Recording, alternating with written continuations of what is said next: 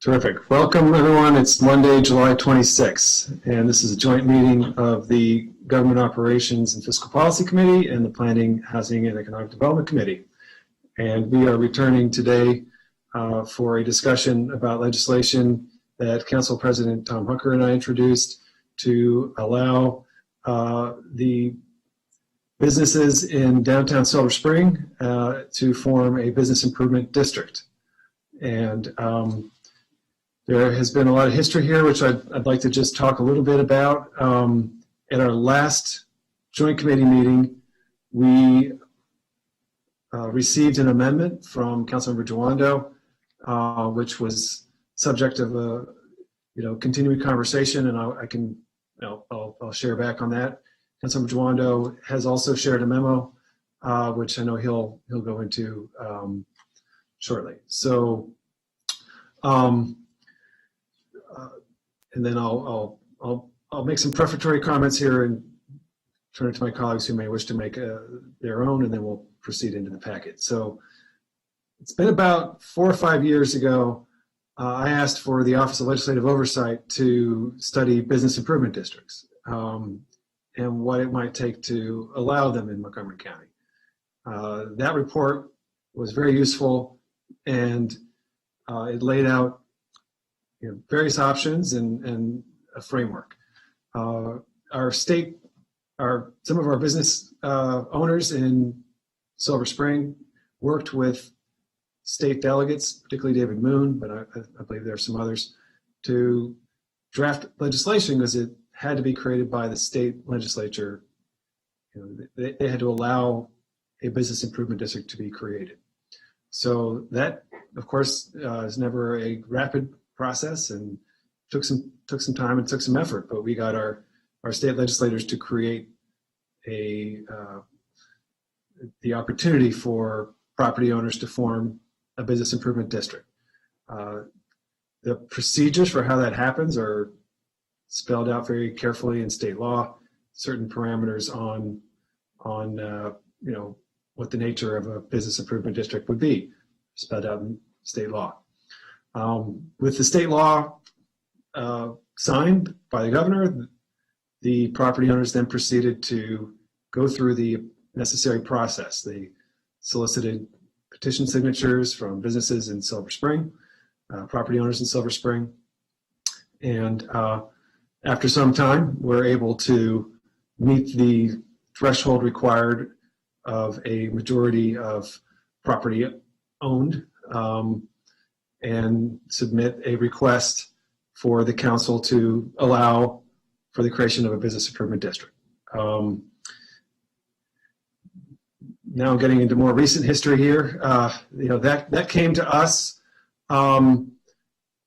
last fall, the batch of petitions and the request for legislation, which followed accordingly. And Councilmember Hooker and I reviewed that, and one of the issues that we identified with it immediately is that the boundaries of the proposed business improvement district did not extend to the entire boundary of the business district. And when the legislation came through the council for a racial equity and social justice analysis, that discrepancy was noted. It was a discrepancy that the proposed boundaries of the bid were different than the boundaries of the district, and so therefore the bid wouldn't actually serve all the businesses in Silver Spring. And we would never do that. That would just be an absolutely unacceptable way to form a bid or to operate a bid. And it's unfortunate that that's how it came to us, but we rectified that situation. And we insisted that the applicants continue their work, getting petitions, and extending the boundaries to the full boundary of the urban district. Unfortunately, I think that created a characterization of the proposed business improvement district as though it would not serve the entire business community of Silver Spring. And I think once that message got out there, it has been a challenging one for the process. But It's not the only issue in this conversation. I'll acknowledge that. There's plenty of meaningful and nuanced issues here that aren't exactly easy. But fundamentally, what we have received now is a proposal to create a business improvement district that would cover the entire boundaries of Silver Spring. Second confounding issue throughout this conversation has been that the county council has not been willing to consider stopping this provision of services under the Red Shirt program and allowing the bid to hire its own employees. From the very beginning, Councilmember Hucker and I said, that's not the direction here. The Red Shirts are going to continue as a program. And so the property owner's way of responding to that was to devise an arrangement where the council would appropriate funding to the bid, and then the bid would hire the Red Shirts back to the bid. Everyone has always had trouble understanding that. I will say it's a confusing arrangement, and it's one that I think personally was doomed not to satisfy anybody operationally. And in our last, getting more even recent than that, in our last committee session, Councilmember Juando proposed an amendment that would basically no longer have this bid involved in that, what we called the loop arrangement, so that the bid would just not have responsibility for the work of the Red Shirt program. The bid would just be focused on marketing. The initial reaction from the applicants, the business leaders who have invested years in moving this forward, was not particularly favorable. But in our discussions, they sort of settled on the idea that if we could create a bid and empower that bid to do the marketing of the whole Silver Spring Urban District, that's a good start. And that's a meaningful step forward.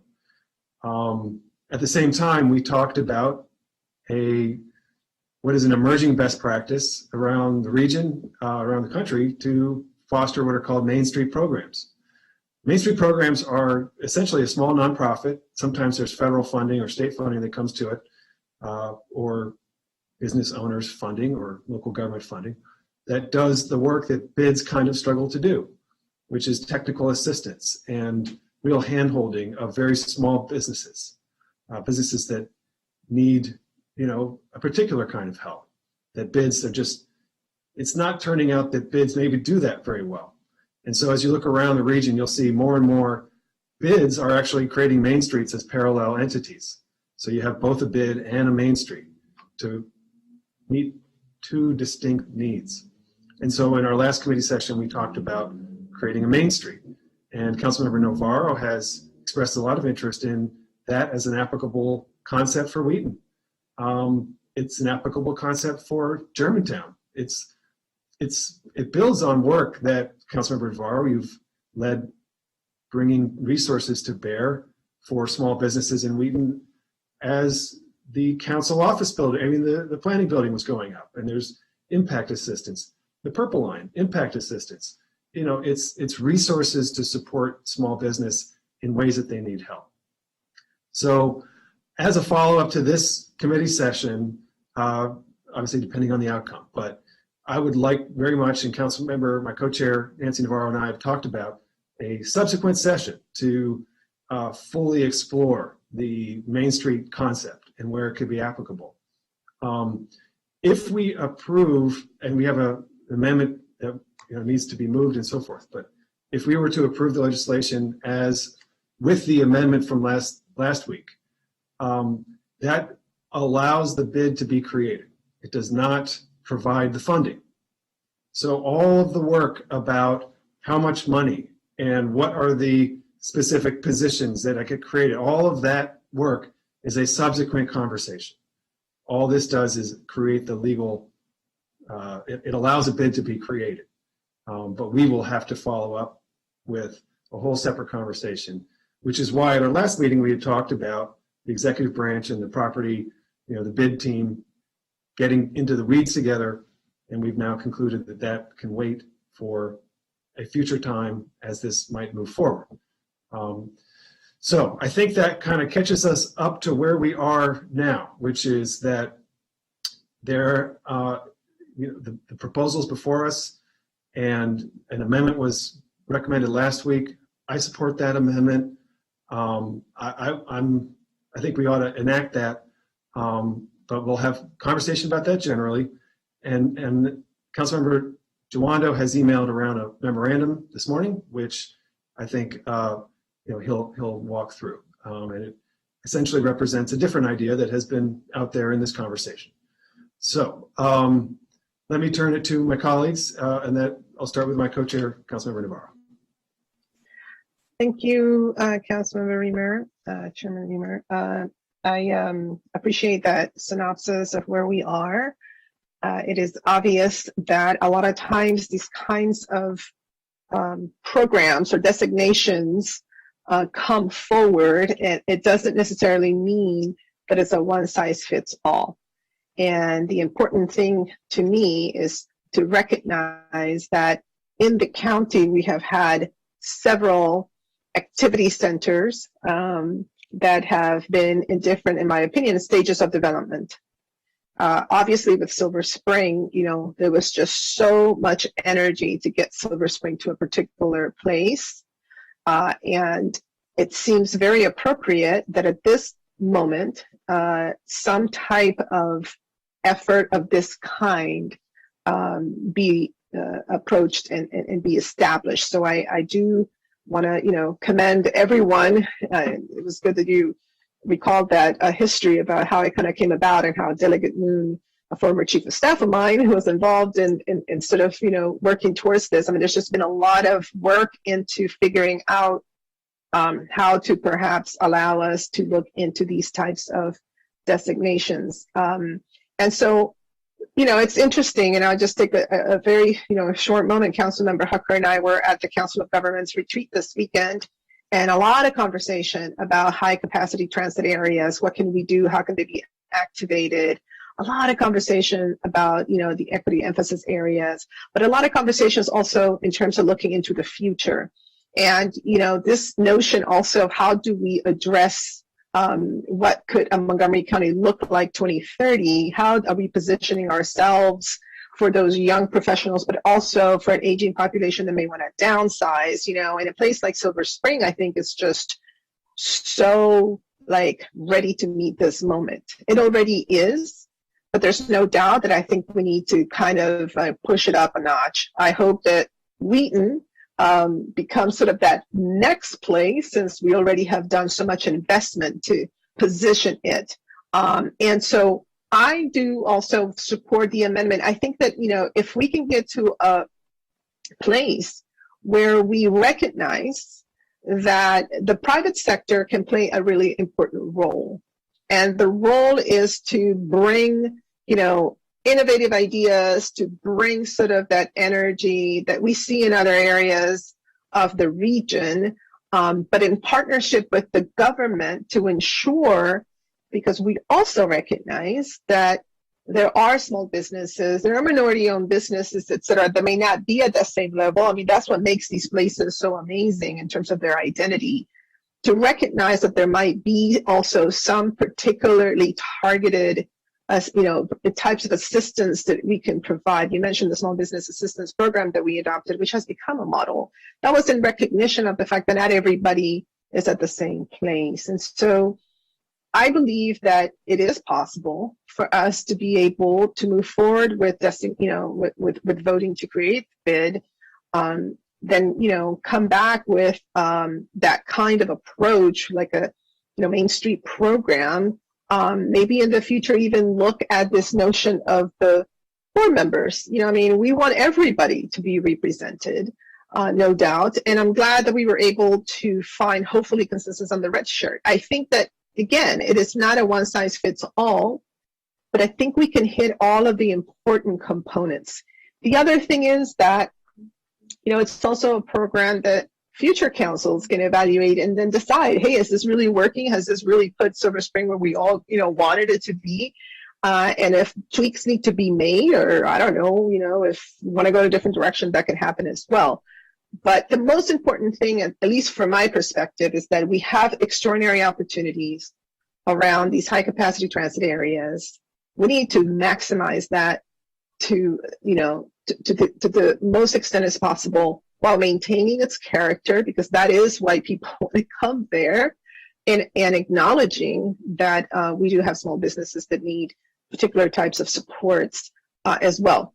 But I'll close by saying this: the fact that we could move forward to establishing something like this, a bid, it also helps those small businesses, because if people then are excited about coming there or moving there, et cetera, obviously they're going to turn around and want to go and patronize the small restaurants, the ethnic grocery stores. I mean, that is what makes these particular areas of our county so awesome. So it's not I think it's a win-win. It's not as if we do one thing, it takes away from somebody else. It really is going to lifting everybody. And again, there's opportunity to tweak. So I appreciate the recap. I appreciate the fact that we're here. I will support the, Councilmember Joanna's amendment about the red shirt, et cetera. But I think it would be important to send a signal and move forward with the proposal that was presented by you, Councilmember Reamer, and Councilmember Hucker as district council member. So thank you, and I want to thank everybody involved, because I know it's been quite a bit of work to find, to address a lot of those issues and come up with some creative ideas, which maybe becomes a model for the region as well. So appreciate that very much. Thank you. Thank you to my co-chair. Okay, I'll turn it next. I have several council members in the queue. Councilmember Juando, followed by Councilmember Friedson. And before we continue, I just wanted to clarify the amendment that is in the packet, and we'll come back to it.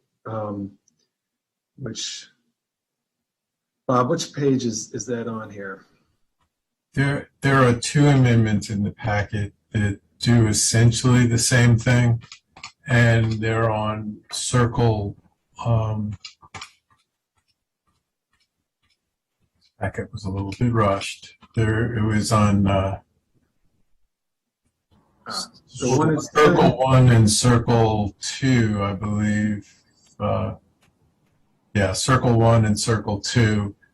The difference between the Juando amendment removes the authority for the urban district to deal with promoting and programming, public, promotion and marketing. I see. And limits the bid to promotion and marketing.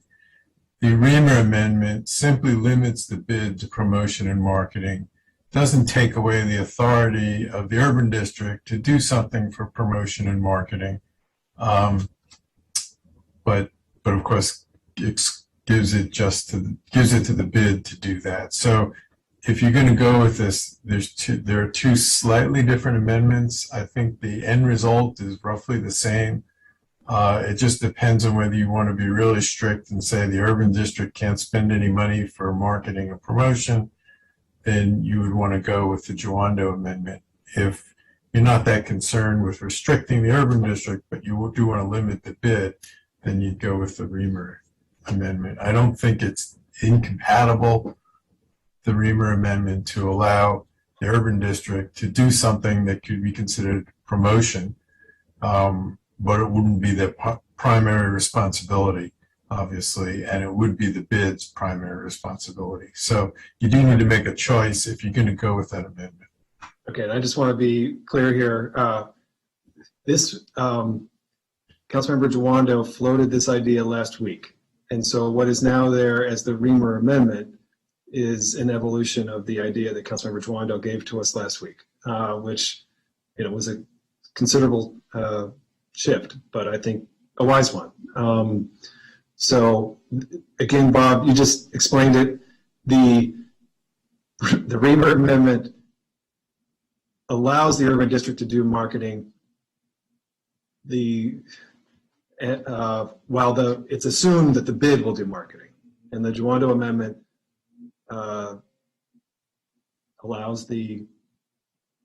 does not allow the urban district to do marketing. Okay.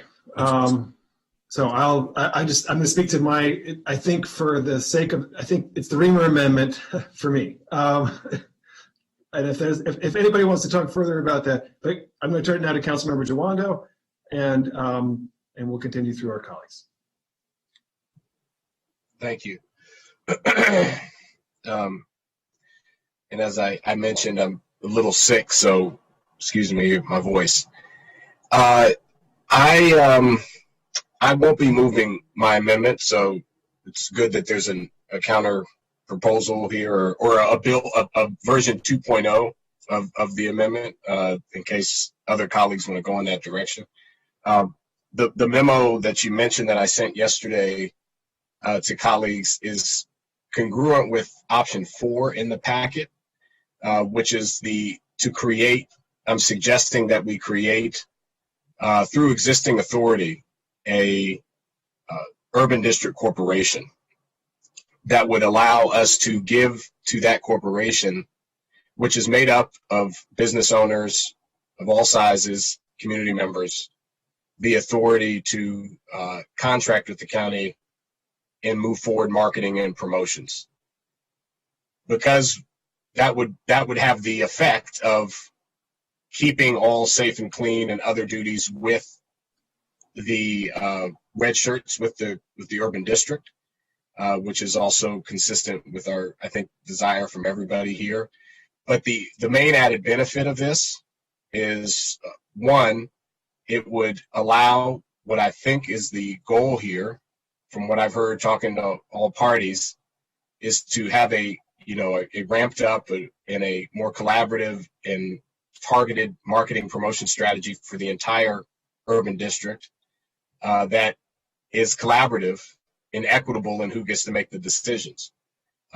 Because of the state law, we can't change the bid structure, but the urban district corporation, we can set that structure, and it would have to include small business owners, and would have to include a resident of downtown Silver Spring district, as well as property owners who are also, I think, if I remember, at least 3 of the slots. So they would still have a very significant role, but balanced in an equitable way with other members of the community. So that's what I think we should do, because it's not just, you can't have a successful bid if you don't have everyone on board and you have the acrimony we've had with this. The Fenton Street Village folks sent a letter as well. They support this approach. The county executive supports this approach. And I think it is the way it would allow us to not have to enact this legislation and create the urban district corporation that would serve the same functions as the bid, but just be more equitably and democratically represented. And I'll remind everybody that, one of the main concerns of the racial equity and social justice analysis of this bill was that the composition, the voting power, is dominated by the property owners, which in this instance are 100%, I don't know 100%, let me not say that, vast majority white men. And so I think, and you have significant concern from many, many business owners in this district about this issue.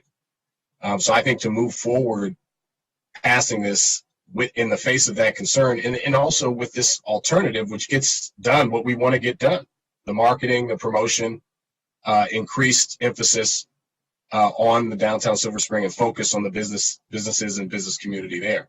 I also think we could still separately move forward with the Main Street approach. I think that's a great idea. I agree with all the comments you made on that, Chair Raymer, and I think that we would have to do that separately down the line anyway.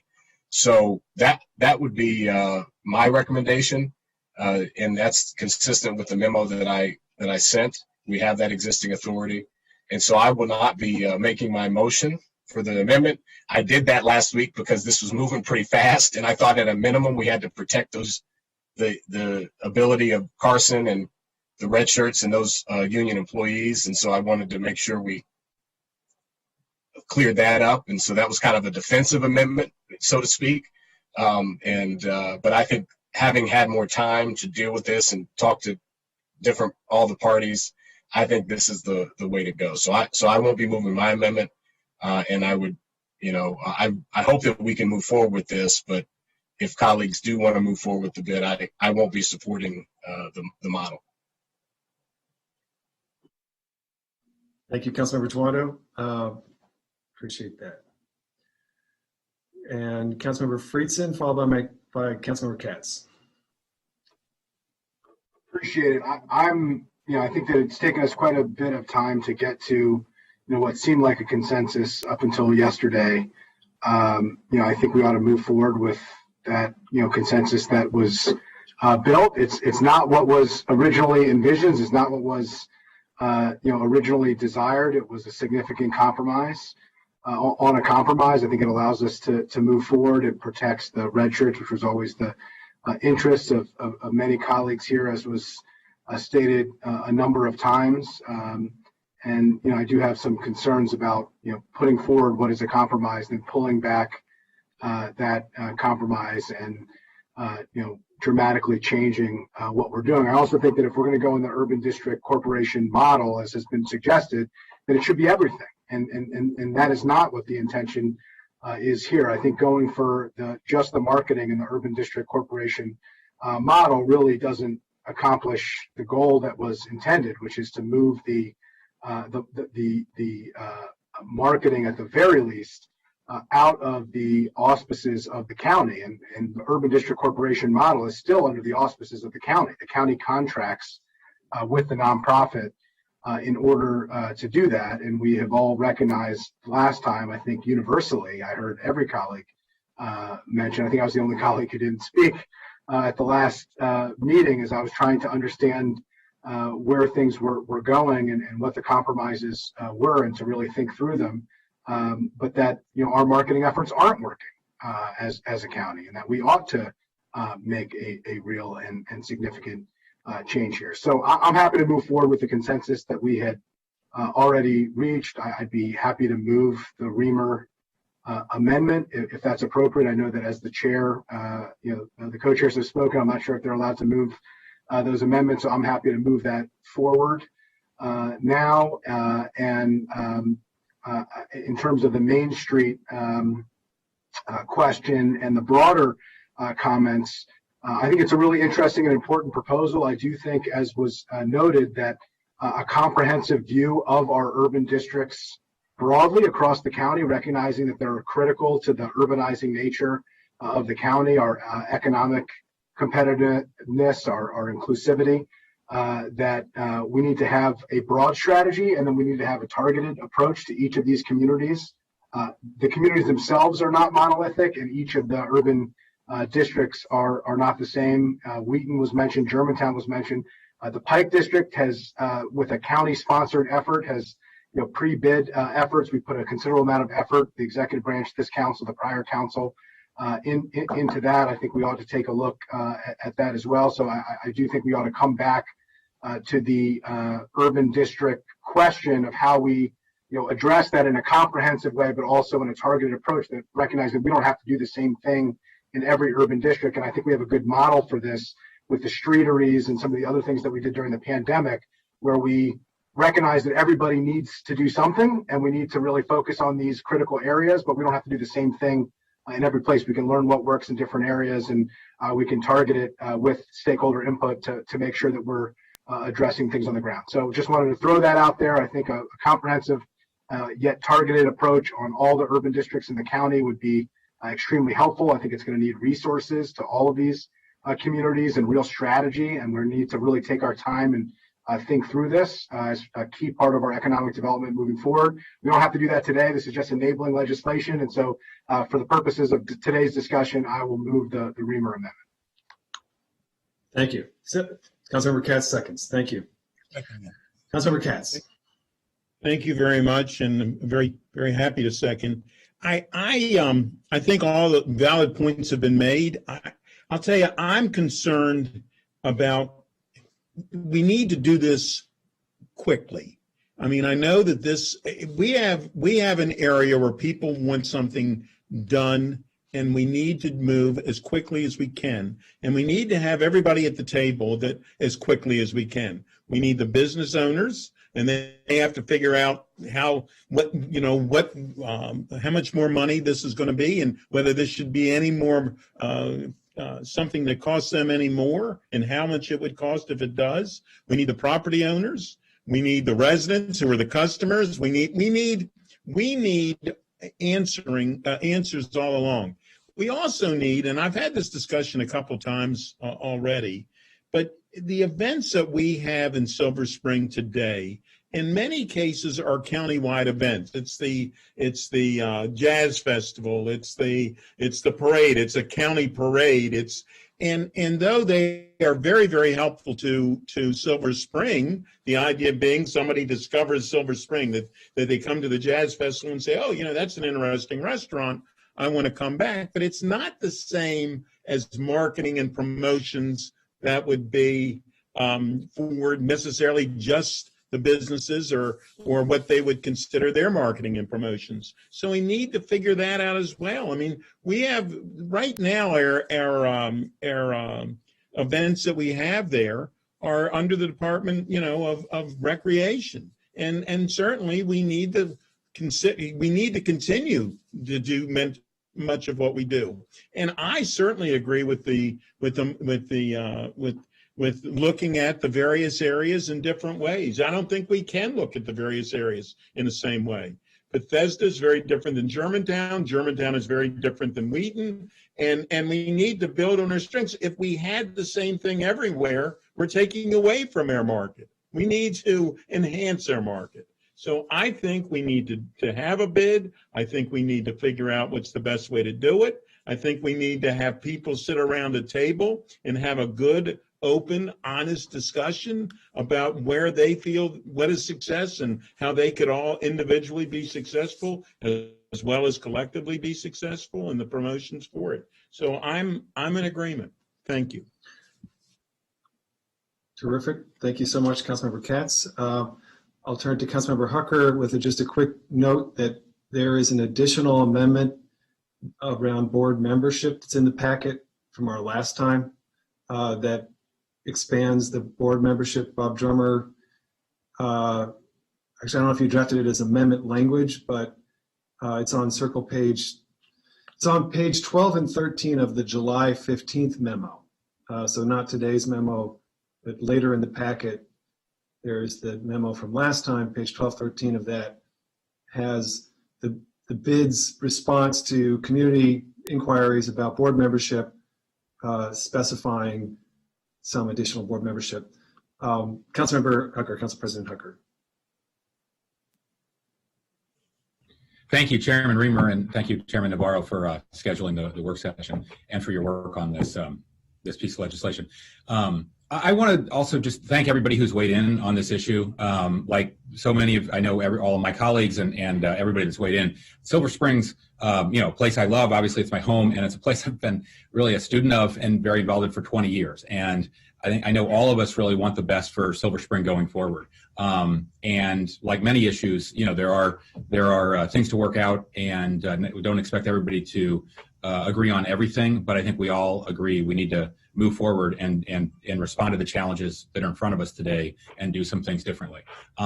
Compared to where we were 20 years ago, Silver Spring's a much better place to live and work and play, and it deserves to be a lot better at the same time. We're losing, frankly, a lot of the gains that we've made every day, and I'm guessing you all hear this from people. I may hear it the most as the local council member, about continued challenges and graffiti and petty crimes and street harassment and trash and certainly 20 years in a row of job losses. That's just such a fact that such a striking fact that should send off alarm bells for all of us. We've seen many iconic businesses that we all knew and loved go out of business. Businesses that had survived recession after recession, like Mrs. K's and Sergio's and Expectations and Pachi's, that are gone now. And we're dealing with aging infrastructure and a continued loss of private sector jobs. It's incredible that really only United Therapeutics has been adding jobs to Silver Spring, and without them, it would be far worse than it is.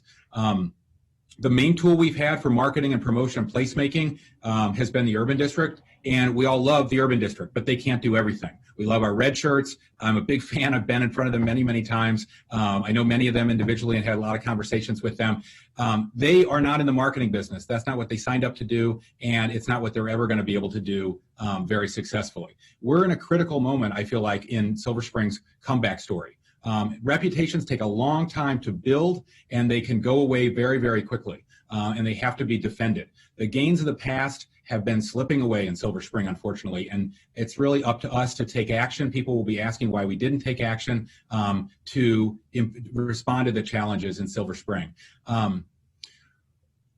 We have multiple layers of public agencies, the Urban District, the Regional Service Center. We have Visit Montgomery, all focused on bringing people to Silver Spring. Those alone just haven't been enough. And I like this proposal because it leverages, it invites more people to the table. It leverages the expertise and professionalism of our private sector that have invested a lot in Silver Spring to do what's in their self-interest, which is get more customers into our stores and our restaurants and more people on the street enjoying our music and our festivals and everything else. That's in everyone's interest. We want to make Silver Spring a cooler, more desirable place to live and enjoy, just like Capitol Hill, just like Arlington, just like Alexandria, just like Southwest DC. And there's no reason we shouldn't have nice things like all the residents of all those jurisdictions. We can do a few things, in my mind, to improve on the current proposal. We can ensure diversity on the board by offering the tenants who are willing to serve on the board, who are longstanding small business owners. The advocates are happy to add those local businesses to the board. We should definitely stand up the Main Street program to invest in Fenton Village and other longstanding small businesses.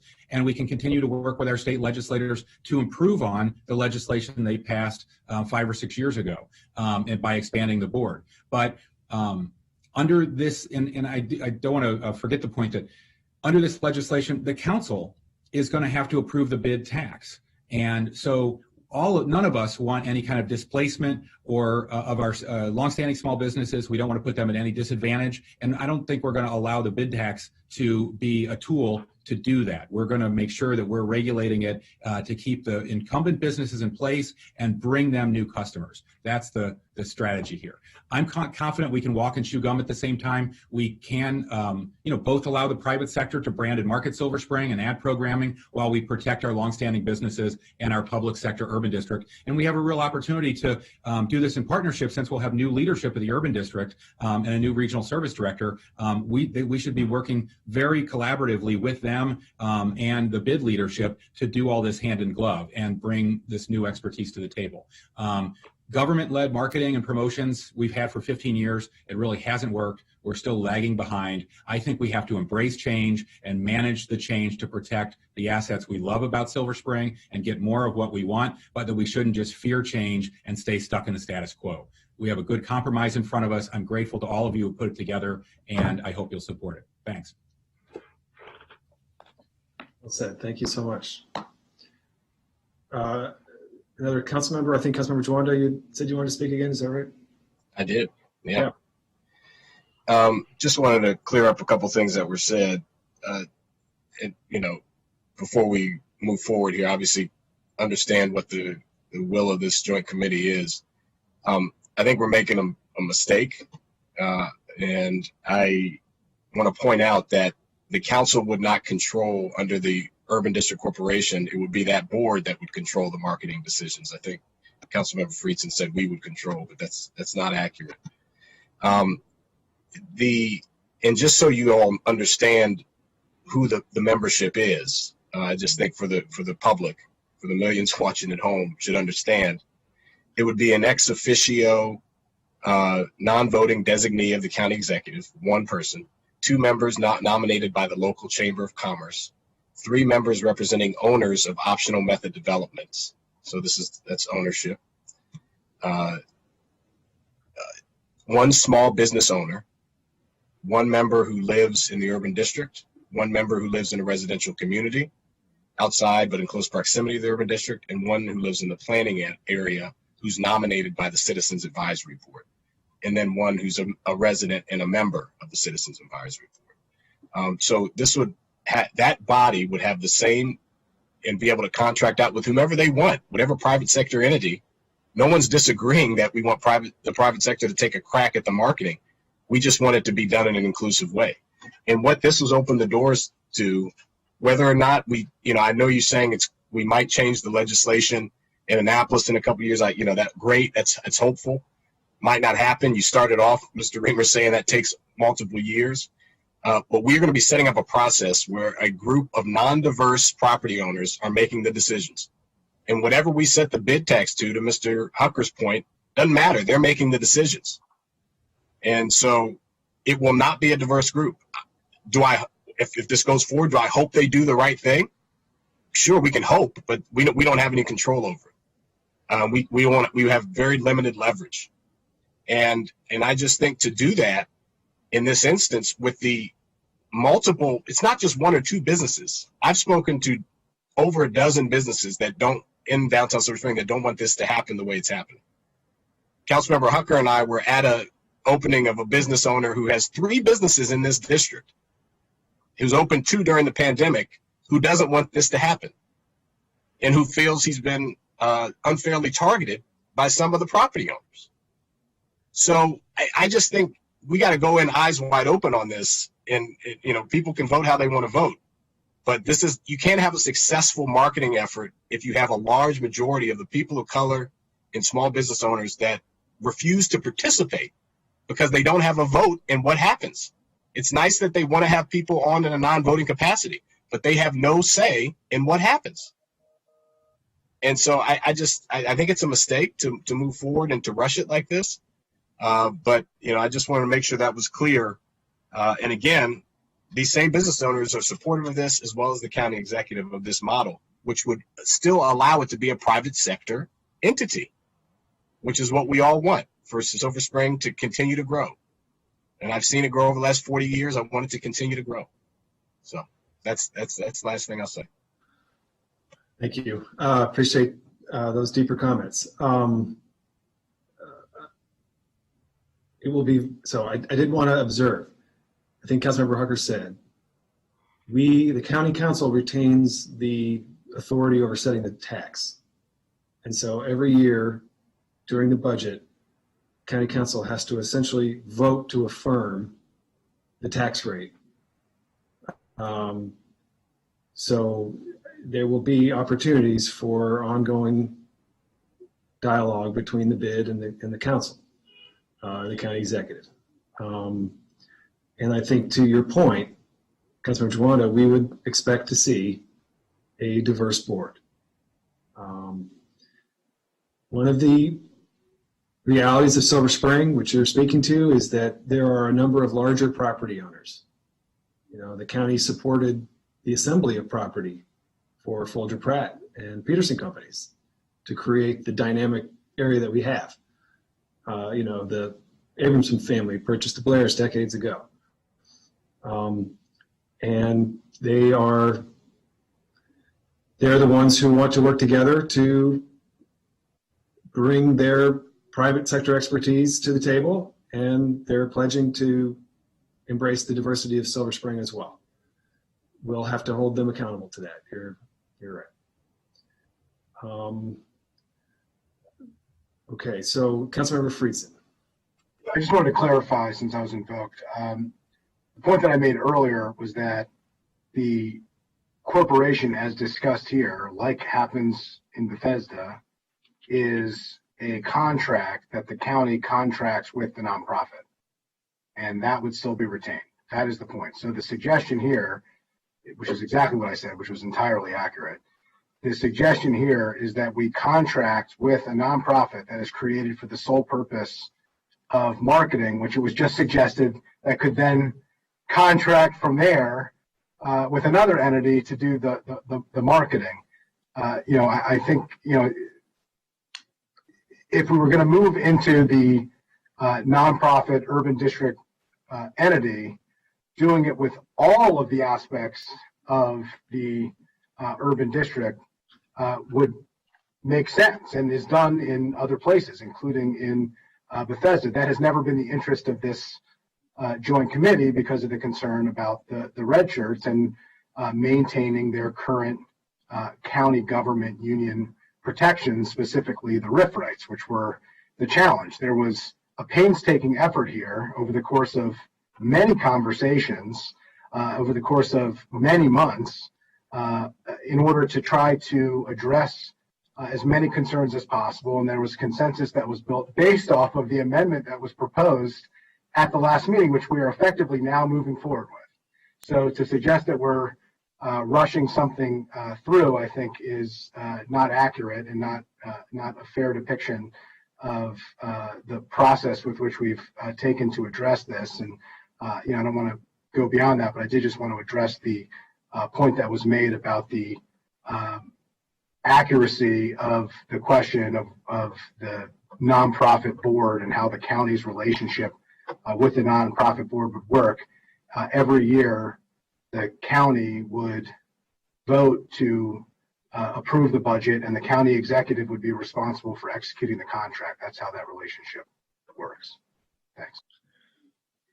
All right. So, Bob, I think there's some amendments in the packet, some technical amendments that we need to work through. Can you? Well, I think we should first vote on the amendment that's on the floor, Mr. Chair, if that's okay. Thank you. So the amendment's been moved and seconded. I'd like to just express that I am sympathetic to various points of view here. And I know there's a high degree of tension in the community about this. And the option that Councilmember Chawando has presented to us today has been an option before this committee since the beginning. It has been one of the alternative approaches in the packet, outlined as an option. And there are certainly many in this conversation who would prefer that kind of approach. I really appreciate the private sector leadership that has stepped forward to pursue this initiative. And I'd like to work with people who are trying to move the needle. And so with an eye on the concerns that are raised, I think we should embrace the initiative from the Silver Spring business community here. And let's make sure that the concerns about this are concerns that are proven to be unfounded. And that will be an ongoing dialogue. That will be an ongoing process. But I do believe that we can make it work. And so I'm looking at this as, more than a glass half full, but recognizing that there are concerns that are going to be part of the conversation. And to the specific question, I really love the idea of the Main Street, making it a win-win, recognizing that a bid doesn't address every need, and we can bring a more finely grained approach to the very small businesses that deserve the county's investment just as much. So on that basis, I'm supporting the amendment. So all those in favor of the amendment, show of hands. All right, so we have 4, all those opposed. All right, 4-1. Councilmember Hucker is not on the joint committee, so it doesn't have a vote today. Okay. You mentioned board composition, page 12 and 13 of the July 15th memo. That's not a fully fleshed out amendment. Okay. You need to make some decisions if you want to go with that. Is somebody proposing that? I just want to be clear so that I get it right for. Can you describe it to us?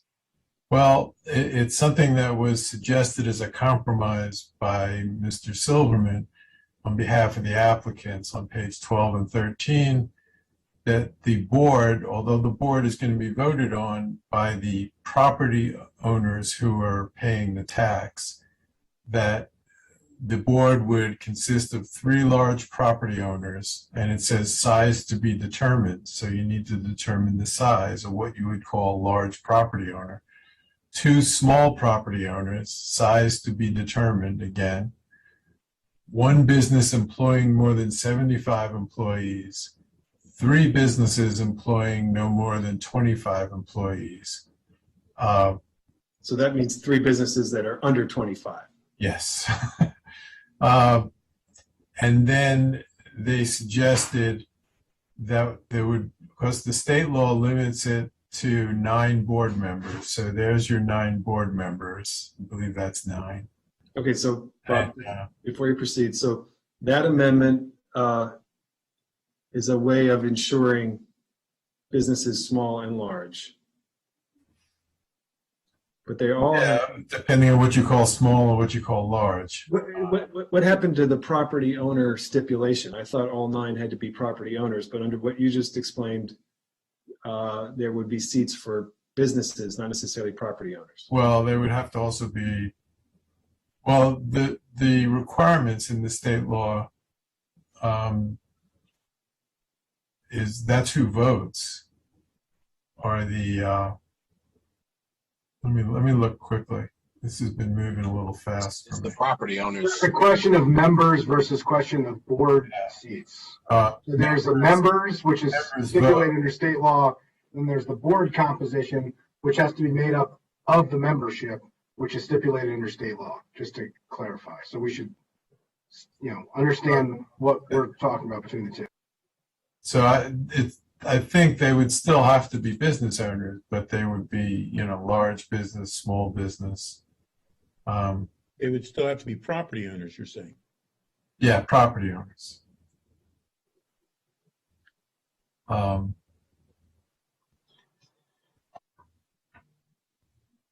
But you have to put in a size if you want to. I mean, that amendment that was just an email. It's not an amendment, a complete draft of an amendment.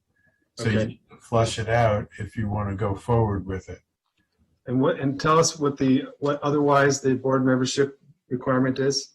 It's whoever that the property owners vote for. I believe. I think they've got I'd have to go back and look on their articles of incorporation.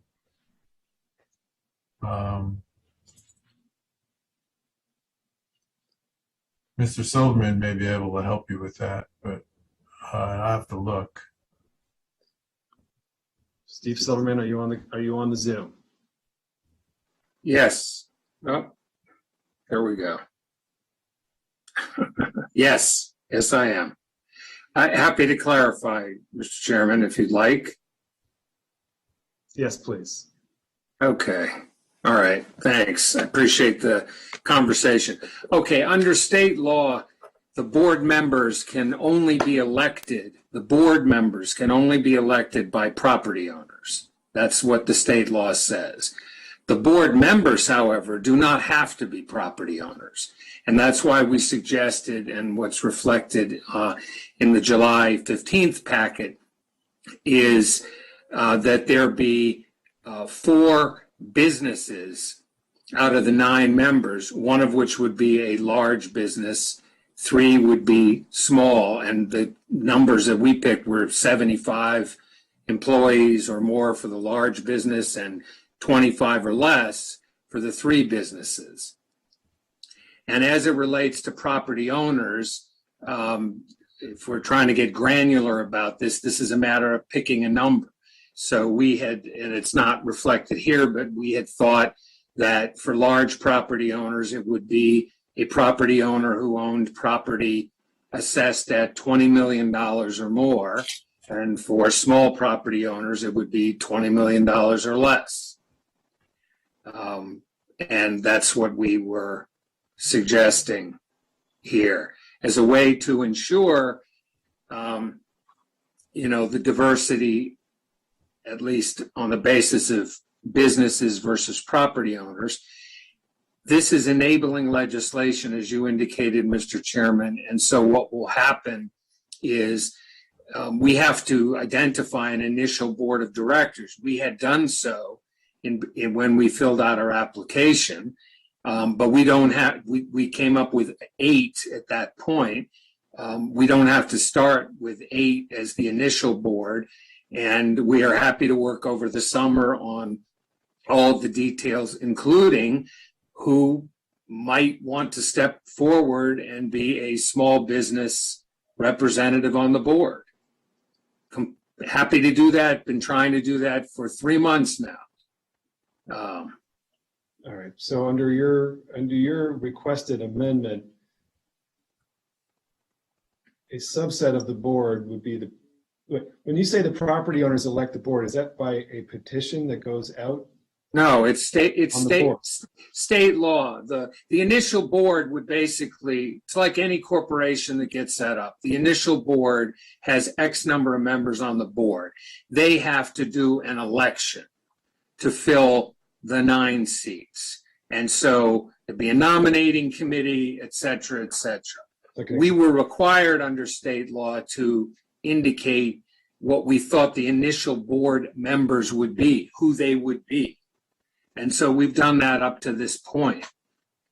But as it relates specifically to the 3 small businesses, we had suggested a couple based on interest. We've extended that request to dozens of businesses, and we've not managed to come up with, filling those 3. But happy to do that over the course of the summer if people have suggestions. Okay, that sounds fine to me. Let me add to that. I think we could use some language about a potential conflict of interest rule, ensuring that a business member of the board of the bid can't be a tenant of a property owner. So in other words, a property owner can't have one of their tenants also on the board. That's fine. I mean, that's, again, not an issue. Okay. Well, It was an the issue woman- with one of the members. It was an issue with one of the members. Well, One of the members that had been proposed. Right. Emma Whalen, who's from Astrolab, has been involved from the beginning and wants to be involved, but she'll be involved whether she's a board member or not. We're again trying to identify people, and if council members have suggestions, then happy to do that. We've been trying to do this for 3 months now. Appreciate that. So, okay. Bob, if you could draft up the general categories of the board membership and the conflict of interest stipulation, and then we could have it as amendment language in the packet tomorrow. Yeah, I hope you're not hoping for it tonight. The conflict of interest is you can't have a tenant and a property owner of the same property. Let me say, how are we saying that? You can't have 2 board members, one being a property owner and one being a tenant of that property owner. Yeah, I think you drafted this, Bob. I had asked you drafted this for me last week. So I think it already exists. Or someone did. I'll look, but yes, I'm just trying to help out. Thank you, Councilmember Juwan. Always one step ahead. And you're going with the 20 million. Large and small. I was thinking we were going to go with the provision that is in the packet on. Well, there's no number. It just says a large. I see. Yes. Large property owner. Large and small. Smaller is smaller than 20. Large is larger than 20. That leaves a lot of room.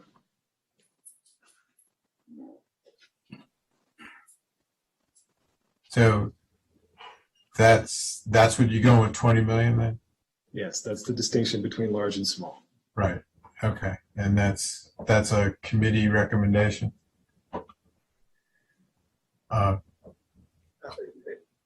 Yes. Let's see if my colleagues support it, though. Councilmember Katz. Thank you. I have no idea how many property owners in downtown Silver Spring have property that is over $20 million. I mean, are we limiting it to a very few people? I mean, I don't know what we're limiting ourselves to by doing these numbers. If you don't mind, Mr. Yeah. Chairman, I'll just try to answer Councilmember Katz's. There are several property owners in downtown Silver Spring who have expressed an interest on the board, who clear the $20 million threshold. Brookfield, GBC, which owns City Place, Washington Property Company, Southern Management, United Therapeutics, Folger Pratt Peterson. There's no limit on the major players in downtown Silver Spring. We were trying to set the number at 20 million to be able to incorporate folks who are not extremely small because of the concern about would we find someone who, if you set it at 5 million in assessed value. So that's why we're looking at those types of numbers. So the property owner, which is a corporation, would have someone designated from that corporation as on the board? I mean, because the property owner is not an individual person. Correct. That's correct. And that's the way every bid is. They're all set up the same way, which is you have property owners who are on the board, and it's the designee of the company that owns the asset. That's correct. Okay. Okay. Thank you, Mr. Chair. All right. I think without Sorry. Councilmember Joanna. I just want to make sure I understand, because this isn't written. This is the fair amount, the rental amendment. If you're not paying rent, this is the assessed value of the property. We're talking about property owners. We're talking about the board composition, and this is a detail underneath board composition, right, Bob, as to what is the distinction between large and small property owners? Yeah, so what the proposal is there would be 6 property owners, 3 large, 3 small, above and below 20. Too small.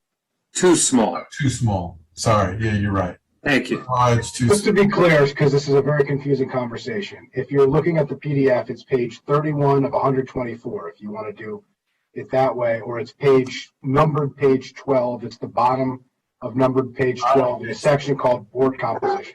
Yeah, page 12 and 13 on the July 15th memo.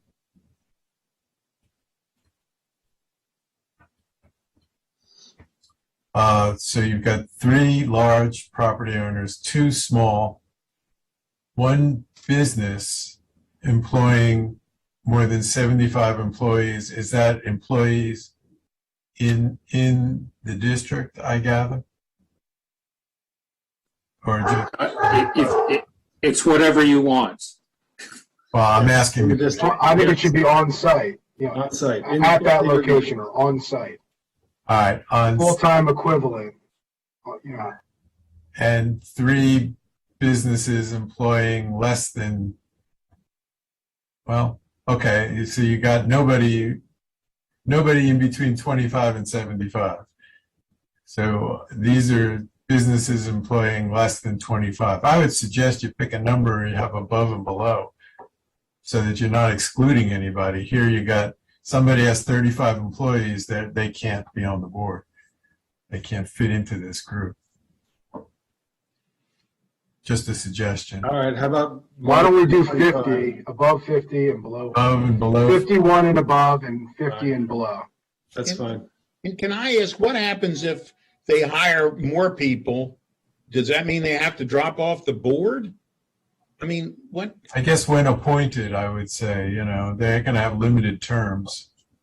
I mean, we want them to be successful. We want them to hire more people, Yeah, this is seeming a lot on the fly here, guys. But I guess it's airtight, though.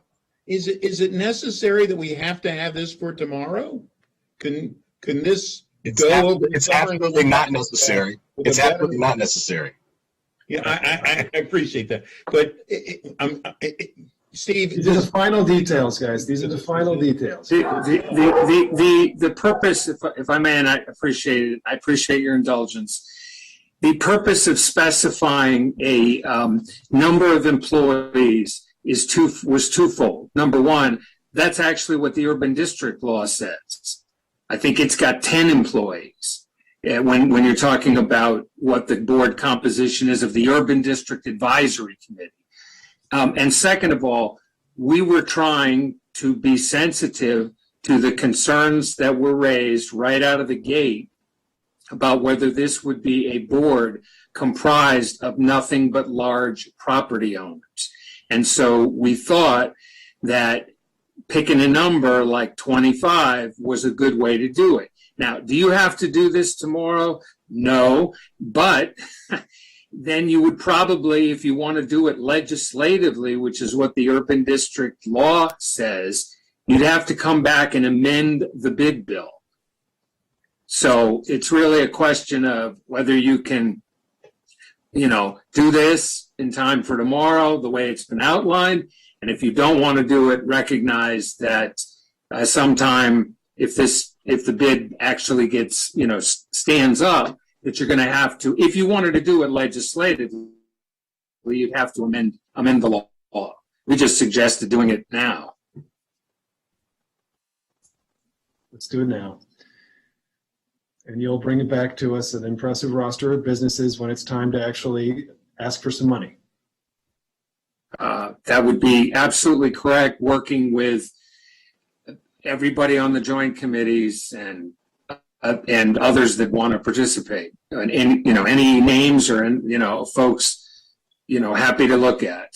We want to get this off the ground, and we want to address the concerns that have been raised, although I completely recognize it doesn't address Councilmember Jawando's threshold concerns, which prompted his proposal.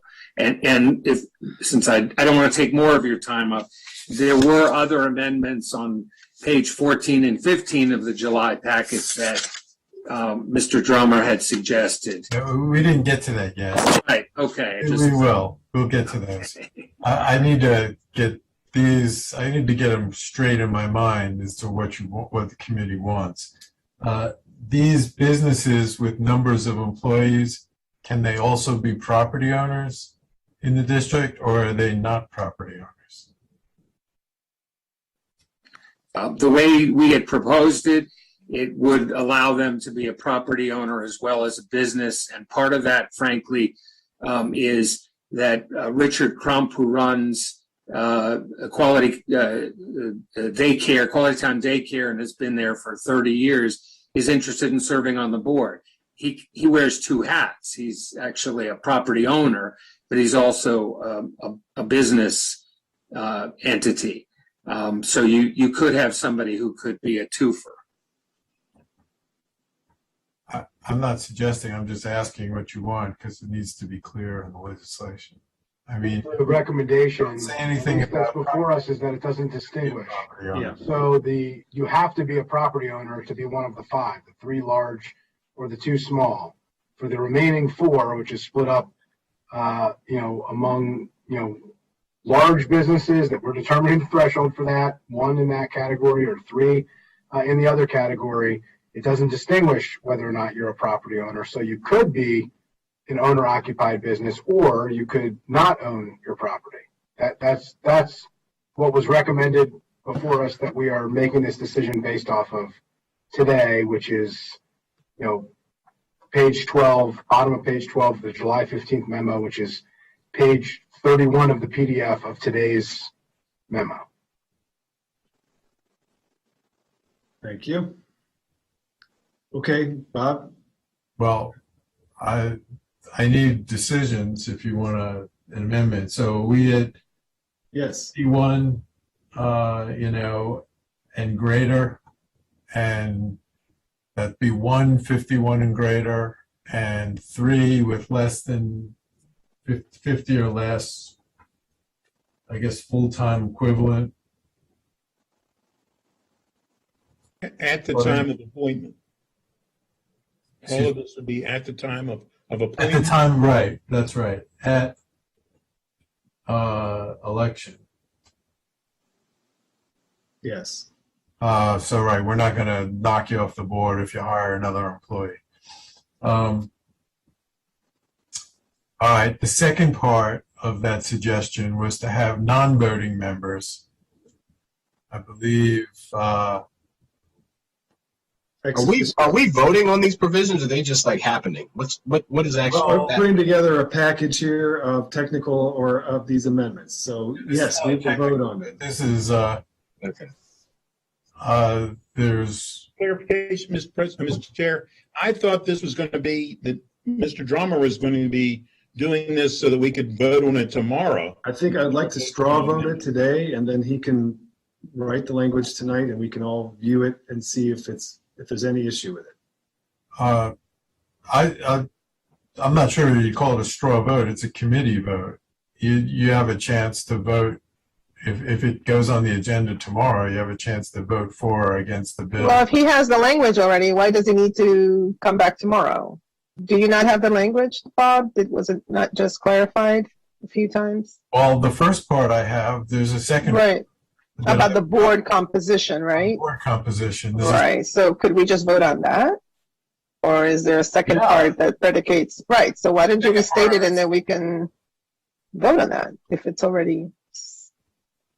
Well, it's not written, but I know what you want on the Right. first part. I've got the idea, and I will write that before this goes on the agenda tomorrow. The second part is Right, but are we not going to vote on that? Is that what you're saying, that you just want to wait and have it in writing?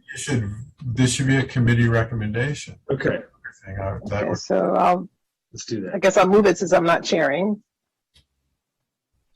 Okay, Is there a second? Andrew seconded.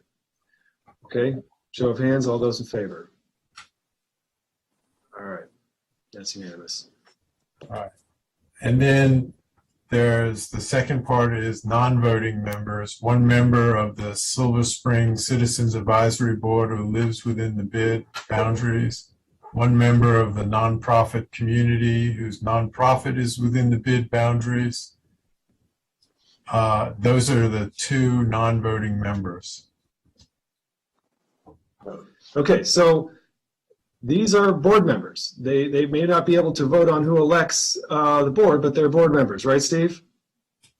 They can't vote on they can't. No, I'm sorry. Right. Let me clarify. They can go to the meeting and They can go to the meetings. We were trying to take a page out of what, pardon my dog, we were trying to take a page out of what they do in DC and other bids, where there are people who participate in the board meetings representing different constituencies, although they are not officially board members. Okay, and they'll have access to all the same information as board members? Not to replay the conversation I had with Council Member Giwando, which sort of went a little bit off the rails. But they would get all the packets, they could participate in the meetings, they attend the meetings, they can comment on the meetings. They would not be one of the 9. Okay. Which of course, and you know what? We're happy to support having somebody introduce an amendment, at the state law level to clarify the number of board members. We're happy to work on that. Bids get participation in lots of different ways besides the people who can actually raise their hand.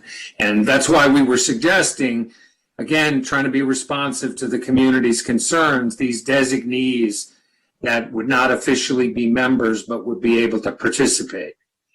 If you want to resolve that now in some fashion and call them whatever you want to call them, you can legislatively, or that could get hashed out so it's part of an agreement. It can be put into the MOU that says, and by the way, here are designees that get to participate in all the board meetings. So it isn't legislative, but it's part of an MOU.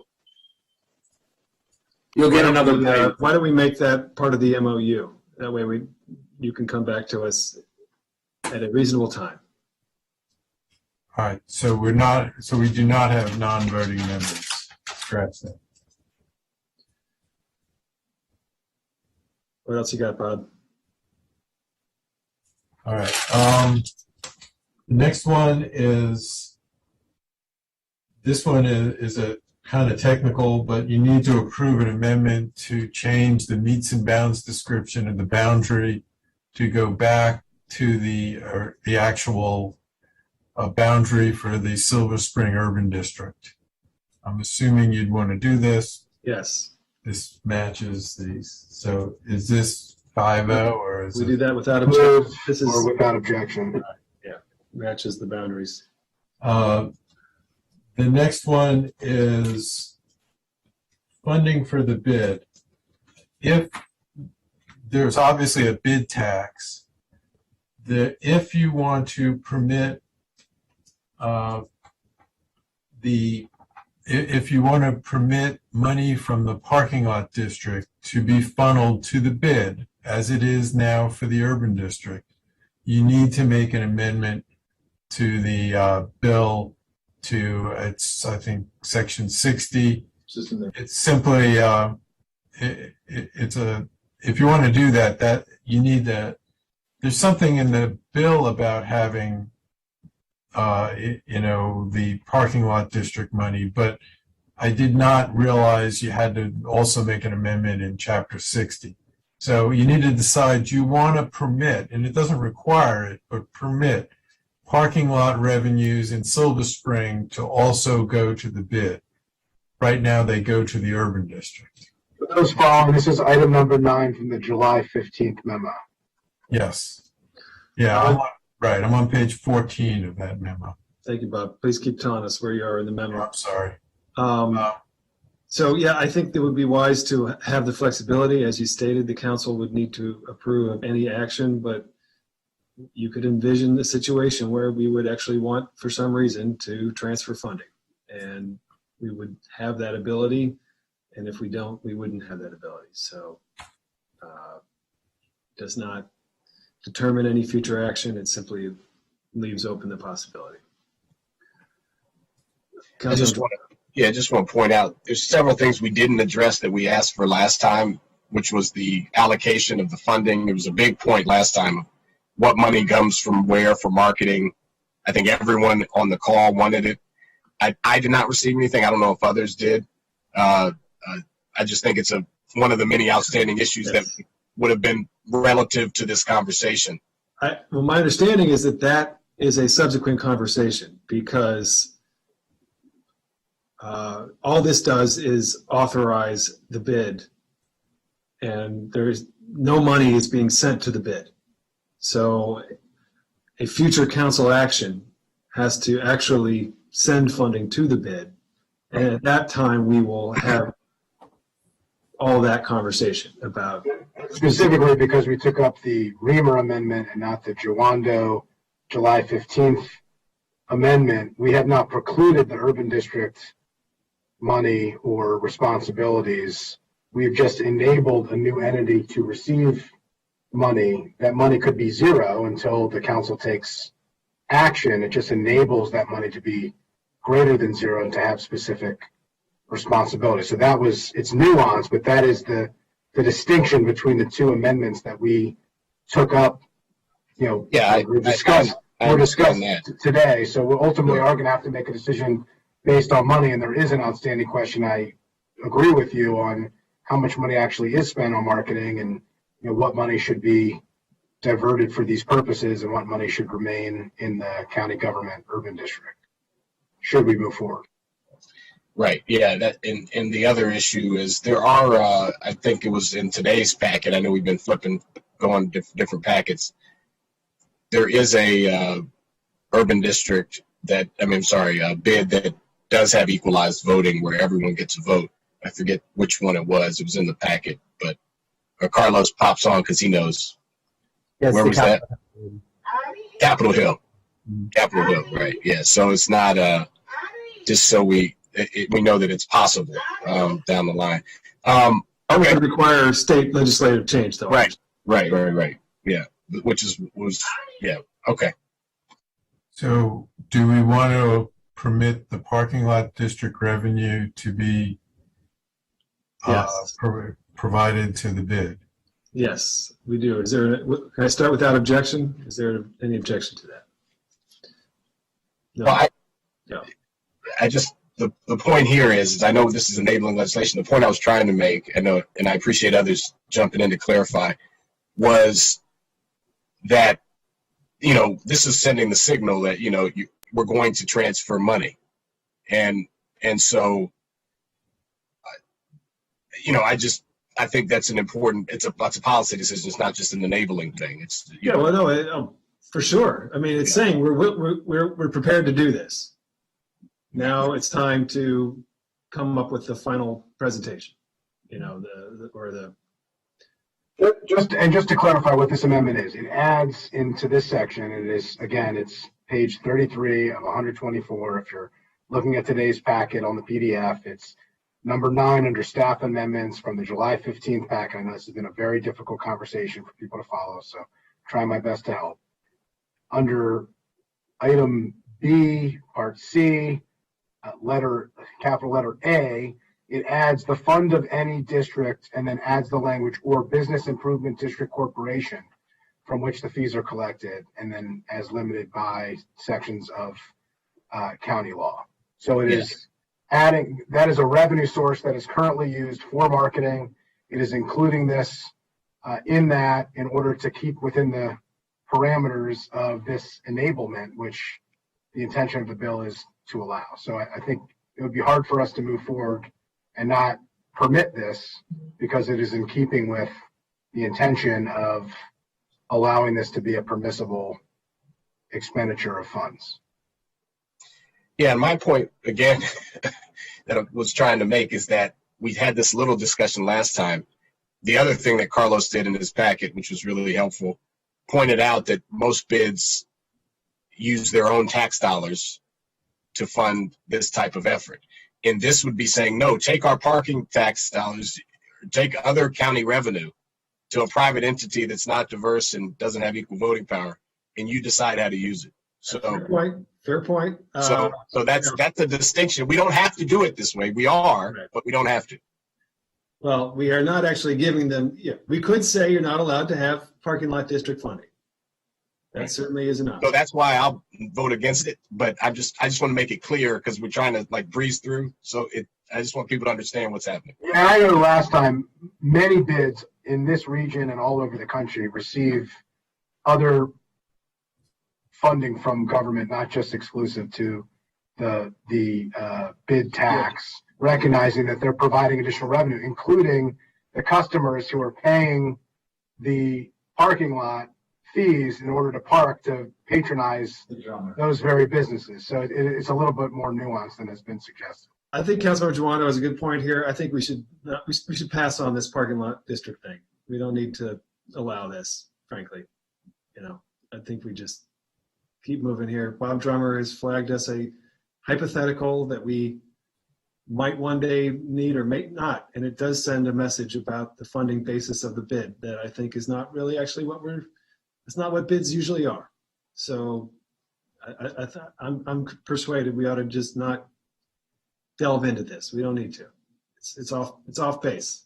So. Well, if you don't want to allow the parking lot district revenue to go to the bid because they're just doing marketing, then you need to approve an amendment to take out the provisions in the current bill. Which you might need to say that again, but this was needed under the first draft of the legislation that had the red shirt program. Right. Because all the money was going to the bid and then the bid was going to hire it back. That's why you had this in there previously. That's no longer relevant because we're only doing we're not doing that arrangement anymore. All right. So no. I'm happy to move that if you need it to be moved. I can move it. Okay, that'd be good. Does it need a motion, or is it simply we don't have to move? We don't have to. Yeah, because you need an amendment to take it out. Okay. Part of it is already in the bill, but not the Okay, whole thing. I second Councilmember Jawando's motion. All right. Any discussion on the motion? All right. All those in favor? That is unanimous. All right. The second one is, and I bring this up, this doesn't require an amendment, but if you wanted to have the same funding as the urban district, there is also authority to receive the maintenance charge on optional method developments and transfer from the general fund. That's Bob, can you say that again? I'm sorry. urban district. You don't need to put them in the bid. but if you want to, based on the last vote, I suspect you don't want to. Correct. I'd like to move to remove those as well. Yeah, they're not actually in there, so they're just not in. Okay, perfect. I just want to understand by the way, optional method developments are, going to be the larger property owners. So this is the basically is a fee from the larger property owners, which would be a mechanism to fund this. Included in here also is transfers from the general fund. The current urban district utilizes general fund expenditures along with parking lot district expenditures, along with the other, urban district taxes. Is there a mechanism to disentangle that and to ensure that we are, keeping with the intention here, Bob, without doing this? Because what you're suggesting here is just allowing for the ability to charge additional maintenance fees for optional method developments, which are large developments from large property owners, and included in here are, is the ability of a transfer from the general fund. Without it, those things would be precluded. Well, precluded from going to the bid, but they'd still be provided to the urban district. The question is the balance of revenue sufficient to meet the marketing needs? Well, that gets back to the discussion of you're going to have to set a bid tax to cover. If you don't allow any other revenue, you're going to have to set a bid tax to cover the whatever it's decided is the right number for promotion and marketing. Right, and that would be much easier if we were just sending everything to one entity, but we're not. We're splitting this up in the interest of this grand compromise that we have fostered here, and so it gets more complicated than that. So there may be an interest in allowing for this to happen and then permitting the council to make a decision later. I just raised that. You could do because that. if we don't include it, we'd have to amend the bill in order to address any potential issue with funding levels for marketing, for instance, or to maintain the adequate funding for the red shirts. Steve has estimated. Yeah, go ahead, Steve. Yeah, thanks. Look, it's very unclear, as you said, Mr. Chairman, about how all the budget puts and takes will go through, which we would do, assuming you pass the legislation and sit down with the executive and council staff to go through that. The problem with what is being suggested about no general fund option is, unless I'm missing something, and I think this is what Councilmember Friedson was pointing out, is, well, the bid tax is X. If the council decided that it wanted to create a bid tax, zero out the urban district tax or whatever the mechanisms would be, but, oh, by the way, wanted to put in additional monies for marketing for Silver Spring, if you put it in legislation that they can't get general fund monies, then how would that happen? You would have no ability to appropriate any money to the bid for any purposes that you would want. So it completely shuts the door. Okay, we are not, the amendment that we're discussing, Bob, nothing would preclude the county council from adding an appropriation to the bid if the county council wanted to. Yeah, I think you could. It would be a budget, appropriation in the budget. And I don't think not putting in transfers from the general fund prohibits you from providing an appropriation to the bid. I do think it would prohibit you from using the optional development maintenance charge. So you can't I'll just point out, you can't specifically charge a fee to the very people you're intending to charge a fee, because we were just talking about earlier that we think they have, disproportionate power. And it would have to come out of the general fund, which comes from everybody. I mean, I don't know why you would limit your ability to be able to target the charge to the very people who we think are in power here, so that they can use the funds in order to market it in a way that they are requesting. I mean, to me, that seems somewhat short-sighted. I'm not sure what problem we're solving by not even providing the executive with the authority to do that. It doesn't say must, it says may. But if that's the will of the body, I mean, I'm not going to fight it necessarily. But that's what we're talking about here. It just provides another tool at the discretion of the executive and the council to be able to fund this that would specifically target the large property owners, so they would be paying more. Okay, but I don't think we actually are losing that tool because the county could collect these funds and then distribute them if the county. The point that I'm trying to, I'll yield to the council president and the district council member, but the point that I'm trying to make is it does take away the tool that is the most scalpel targeted tool to a much broader tool, which is a general fund expenditure. But I'm not going to die on this hill. I just wanted to raise the point. It doesn't stop us from collecting the charge. It just stops the bid from collecting the charge directly. The county could collect it and then distribute it if they wanted to. Yeah, there were two separate, just so we're clear, there were three separate suggestions, right? There were of additional revenue. One was the maintenance charge and optional method developments. Right. The second was the general transfer from the general fund. And then the third was miscellaneous, all other. We haven't gotten to that yet. Right. So we're mixing and I mean, I think we're talking about both here. For, the first. It was all one amendment. That's why I was mixing and matching it. It was proposed as one amendment. I understand, but they're different in this context that, for example, the optional method development one, that was talked about the cost of maintaining off-site amenities and things that are related to the duties that will not be duties of the bid at this point. Because they're not they're doing marketing and promotion.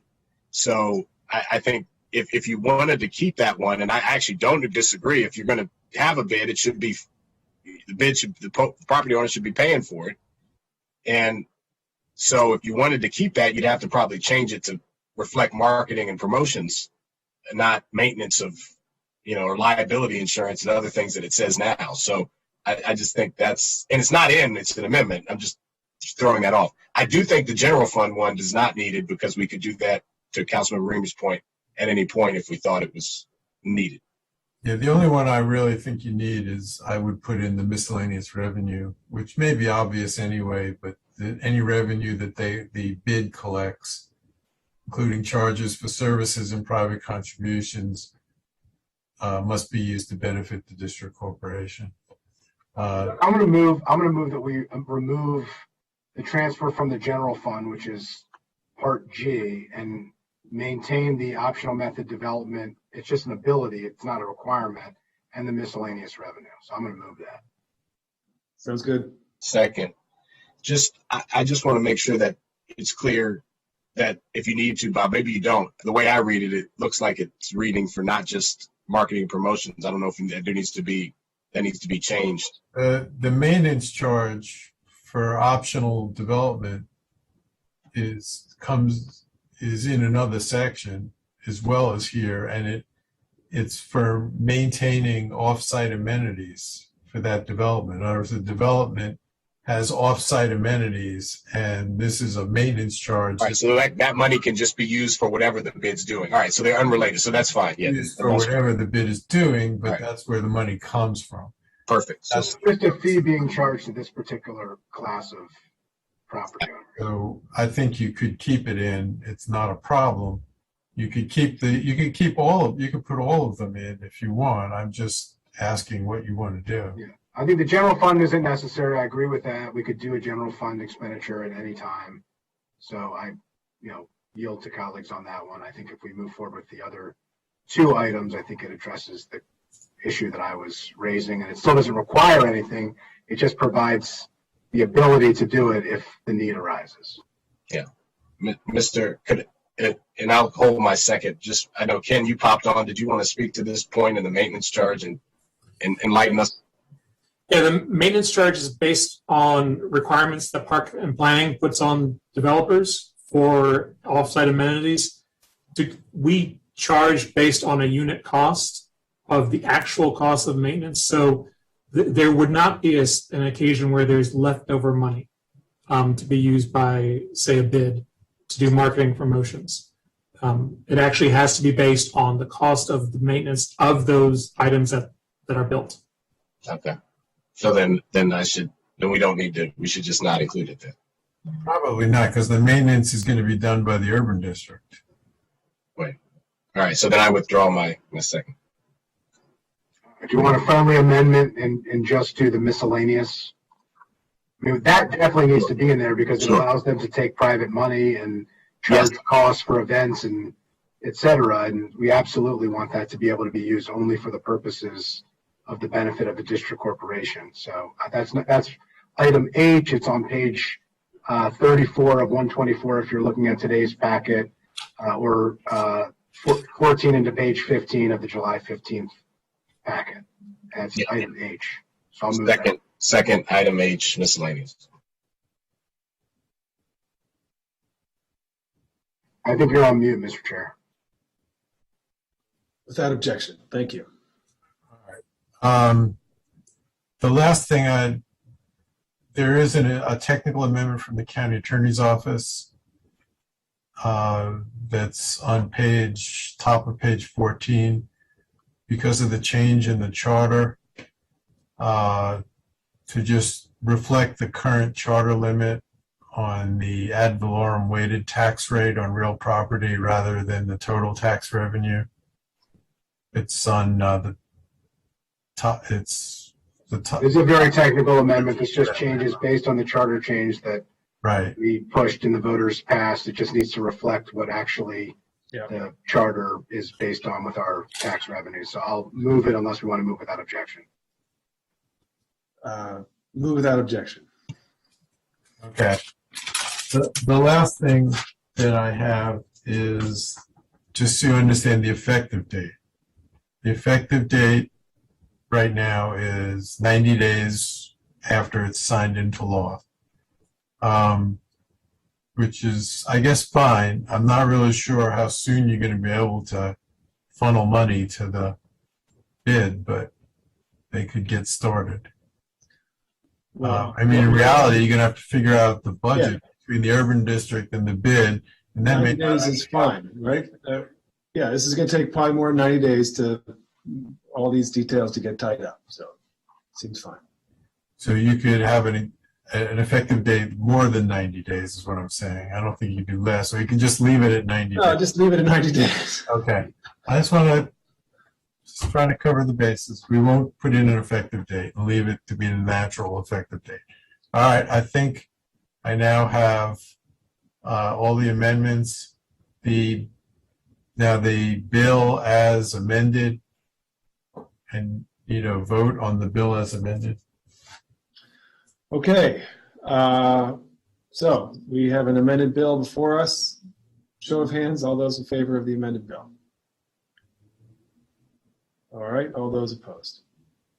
All right, that's 4-1. 4-1. Yeah. Did you need a motion for the Well, I thought that the legislation was before us already, and we voted on the amendments, and so we didn't need a motion. But Bob, do we need a motion for the legislation? I move that we adopt the bill as amended. Okay. He seconded? Well, that's what I thought you just did, but No, we didn't. We voted without that. We voted without an amendment. I forgot that we're not before the full council with. Okay. right. But I Show of mean, hands, same vote. but this All is those just in a favor? committee recommendation Right. that it will not require a motion when it goes to full council. Okay. Right, but we're in committee, so it did require a motion to adopt the bill as amended. Right. And there's Well, a okay. second, and we voted. All those in favor, and then I guess we need one. On All those in favor, right? We've already voted in favor. It's the third time. And Councilmember Juan, would you like to vote nay? We have 15 votes in favor. All right, we've got a. Only if I get an extra one. If it's going to be two. See, I'm the only one who gets 2 votes here because I'm on both committees. All right. So, and this is still, I gather, this is a question, I guess, for Mr. Hucker. Where this is on the agenda for tomorrow? Is that the will of the joint chairman? Yes. Okay. I have my orders. You may not see a packet till tomorrow morning, but probably not, because I don't think it's a way to get it on the web tonight. Right. Make some coffee, Bob. Okay. Thank you. All right. Appreciate it, everybody. Thank you so much. Thanks, everybody. All right. Thank you, everybody. Bye. Information to aid you in your daily commute. Information. Please call the Transit Information Center at 240-777-7433. Bravo slow on Interstate 270 and the following locations. On our Interstate 270.